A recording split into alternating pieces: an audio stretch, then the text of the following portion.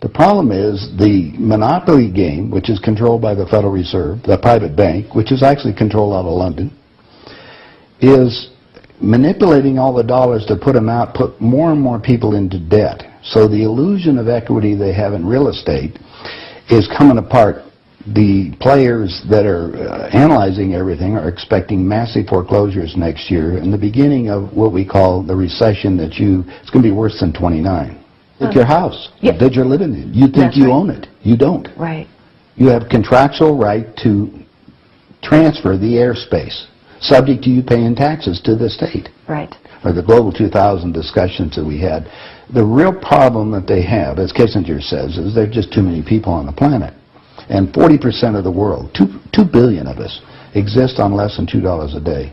The summary of the Global 2000 report I put up on my website, nohopes.com, but if you look at it, it makes sense to get rid of people. So what they said, they're going to make godlike decisions on who lives and who dies. Now, obviously, some of the meetings we sat on, we were planning on using neutron bombs on the major cities, because that contains most of what they call... You actually heard this? I sat in on the meetings. I was in the game big time. In fact, I was making such a mess, they decided rather than kill me, which they could, they just invited me into the inner group and asked me to be the finance chairman. And at that point, I probably would have been in, Secretary of the Treasury or something, whatever they wanted to do with me. What I was doing prior to that, so, making it right, I would volunteer to become a president of a company, and I'd go in and liquidate it. And we get rid of the expendable containers. That was my job. Expendable containers meaning human beings? That's right. Yeah, it's amazing. That's that was the inside vernacular, wasn't it? Yeah. Oh, well, that's what we used at that time. I mean, it went from there to useless eaters today, so you're happy with it, you're a human resource. So, which, all you are is part of the commodity, even in the business sense. You look at it, you have a cost. Labor, what is labor? Human resource, when you're going to put together some kind of product. Well, the inside of the game, when we started to use neutron bombs, today they figure that biologicals are much cheaper.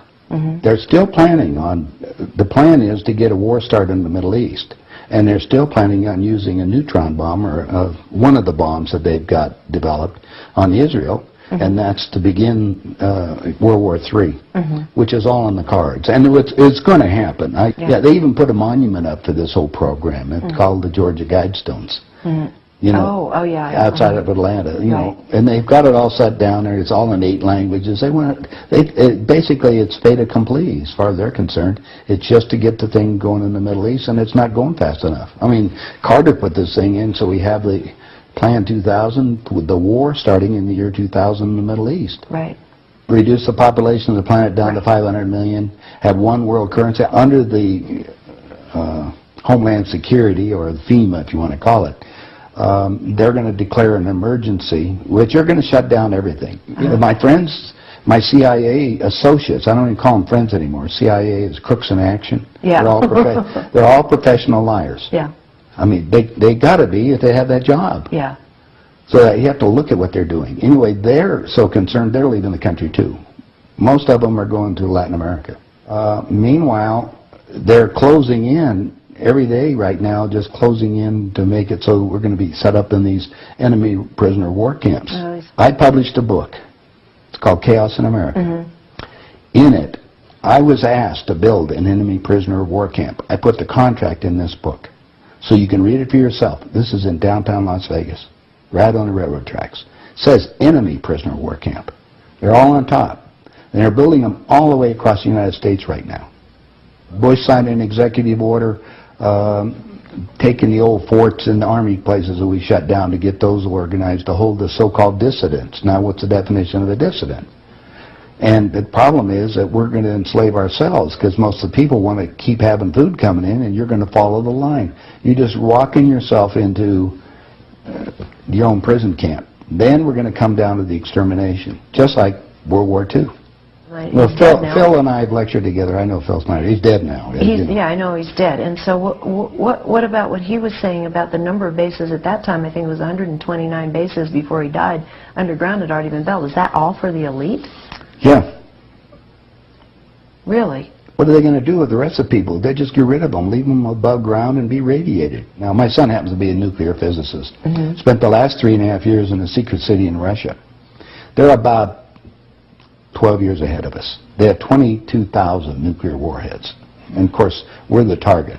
The Soviets have 3 nuclear submarines on the west coast and 3 on the east coast. They're about 2 football fields in length, 5 stories tall, and they all are nuclear power and aimed at our major cities. West Coast gone. Well, because the plan is the northern hemisphere is where they're going to release the nuclear bombs, and the theory was that the winds from the North Pole that are coming down, because that's increasing drastically, will go to the equator, and there will be very little spillover because of the reverse of the winds, because of the southern hemisphere.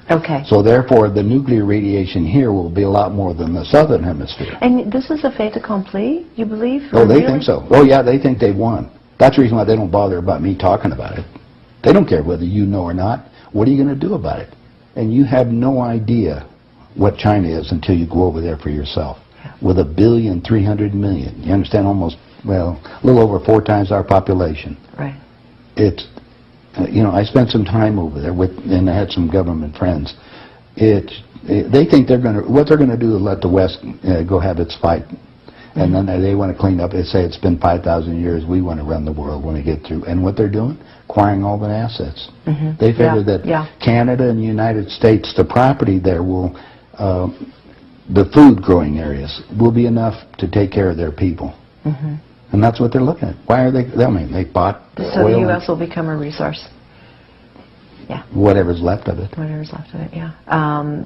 You seem to be in a unique position to be able to put a fair amount of this together, which is quite interesting. Well, I walked my talk. I played the game. You played the game. You know one level of it. And I know. I used to play around with the world leaders, so I know what they're planning on doing. What change of heart? What happened in you that made you decide to share this information that happens at the inside levels? Well, it come back to a moral situation that happened to me, I think. When I flew to Aspen. I brought my 2 daughters up there so they could go skiing. And when I was invited to this meeting. When I walked into the room, the world leaders were there. And that's when they asked me to be the finance chairman. As they said, we'd like you to be the finance chairman for the next president of the United States. And the first thing I asked is, why me? And they said, well, we owe you a favor.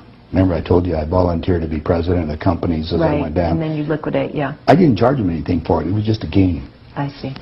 And anyway, that's what they said. So I thought you'd be good on the team, yeah. I'd be good. I'd be a team player. I just did it because it was, another one of these things. So next thing I asked them, I said, well, wait a minute. I just started this $100 million project. And they said, don't worry about it. We'll put it on ice. And I said, okay, who with? And I said, well, you can do that. Then I said the next thing was, who is going to be the next president? Now, this is 2 years before he became president. Right. They said Jimmy Carter, and I said, Jimmy who? And they said, well, he's the Democratic governor of Georgia. And I said, I've been voting Republican. And Paul Volcker said, son, don't worry about it. We control them both. Yeah. And I said, well, I got the next question is, what does a finance chairman do? Yeah. I haven't been doing that. I've been playing all this other stuff. They said, will you sit down with Ted? And so I sat over with Ted Kennedy. He's sitting right next to me. And Ted and I are, he's just joking. He says, George, you're going to love this job. You're really good with money. We're going to send you out to all the state Democratic functions to raise money for the National Democratic Party. And he said, you're going to meet some real foxy ladies. And just then, my daughter walked in. Ted looked at her and he says, wow, I want to go to bed with that. I says, no, you don't, Ted. That's my daughter, and she's 14. And his response to me was, I don't care. I was livid. I really didn't know what to do. So it was that moment of that personal insult. That was part of it. Yeah. I got up and I walked across the room. Yeah. I then talked to Pierre Trudeau and his wife, who was the Prime Minister of Canada at that time. And I'm sitting in front of them was a little half cigar box full of white powder. And then I'm looking around the rest of the room. I said, my God, something hit me at that point. If the world leaders have to resort to this, I don't think I want to be part of this thing. I mean, even to the even to the pollution and getting everything else they're talking about, getting rid of all the other people. I mean, I was raised in a packing house and slaughtering animals, and you get to the point where people are just animals at that level. And then I found out a little bit more about the details of the Plan 2000, of the annihilation of the entire planet. I said, I got to stop these people. There's something there. I mean, it's just, they got to be stopped.